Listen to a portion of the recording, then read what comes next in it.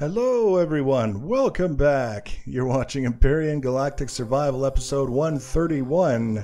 I'm Enigmius and today we're continuing with the Heracles build, starting off with some housekeeping from last episode. I said we would do this, get rid of the 45-degree slopes and replace them with the quarter-round curved walls. I like it. It's everything fits together a little bit more seamlessly, and it still of course serves the purpose of letting us get underneath so that we can go from one end of the ship to the other without stopping, in theory, potentially on a motorcycle. And now we get on to the business of the majority of the episode's topic, which is building our utility room. Now, I'd originally talked about having one room for your survival kit, like your med bay and your oxygen station, all those other things, another room for your storage, and another room for your constructors, and another room for all these different things.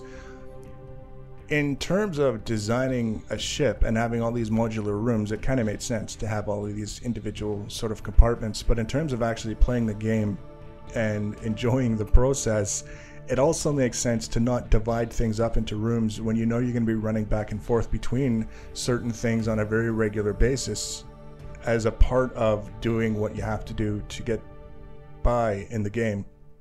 So what we're going to be doing here with the utility room is we're going to have our survival stuff, med bays, oxygen stations, fridges, food processors, and the equipment that you need for the new armor system, the modular armor system. We'll have all of that in there. We'll have our storage, our generic storage, as well as our harvesting storage. So we're going to have drill turrets on the ship, harvest asteroids and have it go into the right containers, our constructors, things like that, all in one room so that when you're there, you can do all kinds of different things without having to leave the room, go down a tube, go through another set of elevators into another room, grab some stuff, etc. You get the idea.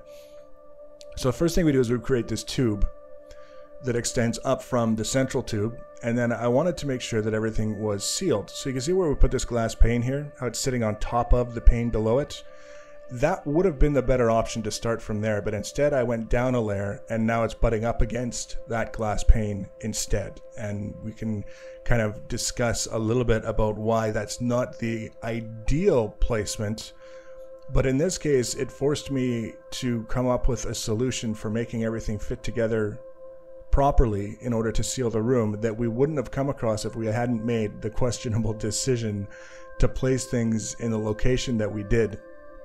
So here I'm just going around and I'm replacing the quarter round curves with the transition so that we have a 90-degree corner, just to make everything easier to connect up and carry on, making the glass floor like we did with the cockpit room, and then a platform on top of that, the platform that's got the little holes in it. It's very, very thin. It's got little holes so you can see through it to what's going on below. And the whole idea is it's just a different aesthetic. It's functionally not better than having a floor just simply made out of combat steel, but in terms of things that you can look at when you're wandering around in such a huge ship, I think it's going to be more interesting in the grand scheme of things, especially when we start getting things lit and we have all these different light sources that allow you to actually see what's going on through the floor into different levels through the glass, etc. So we make the main floor where all of the equipment is going to sit. Here's our oxygen station, for example. We make it all out of the platforms, and then we just start sort of with the drone above a little bit, the way you see it now, placing things in locations that make sense. Simple and straightforward. One of the things that I'm continuing with this room, even though it's not necessary, is this idea of coming up from the elevator and just having a straight line in either direction, front to back, that you can go without any obstruction whatsoever. This room isn't that big that it's going to be important, I guess you can say, but I still, just in my mind, I said, you know what, that's a theme that we did throughout this central tube, and I want to continue doing it through all these different rooms that we have, unless it becomes a serious kind of pain in the butt for some reason that it just doesn't want to work that way. Then we do have the liberty to have obstructions through that central lane somewhere in a different room at some point. But in this case, it was easy enough to set up, so I decided we would continue the theme, because the one compromise I won't make is the central tube having obstructions that block you from continuing in a straight line from one end to the other. So we've got all of our survival stuff, except for food processors. I forgot food processors. We're going to put some in beside the fridges, and that'll be problem solved. We've got oxygen, med bay, fridges. We'll have food processors. We've got the 2 blocks necessary for the modular armor system that came with Alpha 6. And now we've got constructors, advanced constructors going into place. A total of 8, which is a pretty reasonable number. And the reason why I have all these constructors is because the way the game has all these different components for the things that you want to make, and it starts usually with ore at some point, especially when you're away from your base and don't have access to the new furnaces. You have to take whatever ore you come across and turn it into ingots or some other refined material. Then you take that refined material and make it into a subcomponent, and then you take the subcomponent and you make it into something useful, probably involving subcomponents from other materials, etc., etc. If you've played the game, of course, you know exactly what I'm talking about. Sometimes it goes quite a bit faster if you can have multiple constructors coming up with the different pieces alongside one another, so that you don't wait on the entire linear chain to go through the motions and get everything done. You can sort of overlap the production on some things, so you end up with a little bit of a faster output. That's the only reason why I have so many, is I have that option if I want it to speed things up by having multiple things happening at the same time. With all of that said and done, we've got the containers. That's a lot of storage. And it was more about making sure that I had enough room for storage. I mean, this is a very large capital vessel, and it's the kind of thing that once you've got one, you probably won't need to upgrade it for some time. You might modify it, but in terms of actually upgrading it so that you can build something bigger, only I'm nuts enough to do something like that. Most people would be very happy to have a ship this size and then would just adjust it ongoing as the need arose. So by putting all of those containers in the first place, it's sort of allowing me to make sure that I have enough room for all those containers, and then might as well just leave them there. It's kind of which came first, the container or the egg. I don't know. You get the idea. So we've got everything in place. The utility room, all of the pieces are in place. It's done. All we have left to do now is enclose the whole thing in the bubble, the glass bubble. Again, it's just the aesthetic. It's not actually practical. Armored glass doesn't stop much of anything. It doesn't really protect much of anything. It protects against the occasional stray shot somewhere, so that things can't just fly right through, and have an unimpeded line to your precious machines and materials. Realistically speaking, it's going to be the combat steel and the outer hull that's going to be doing the protecting, and then this is just to make things look a little bit different. The build system, I've noticed, and I don't know if it's because I've got so much going on already in this world that it's just a little bit sluggish, but sometimes you have to do a little bit of wiggling in order to get everything to line up and for the game to recognize where you're trying to place the block compared to where it's telling you it's going to place the block. It doesn't always work out the way you might expect. But the nice thing about this is we can save materials and time by using the larger pane glass.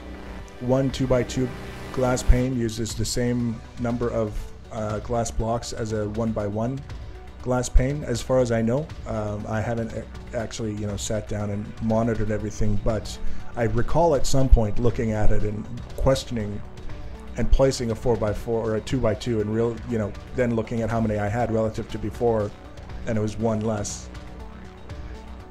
Regardless, it's a little bit faster to build this way. And then we get around to the point of having to make this transition, because we've got the glass on the lower level. If we try and connect a curved round block to that, it's going to be on the level directly above. It's not actually going to be on the same level connecting seamlessly to the glass block that we placed for the floor. And that's a problem. I don't trust that to stay airtight.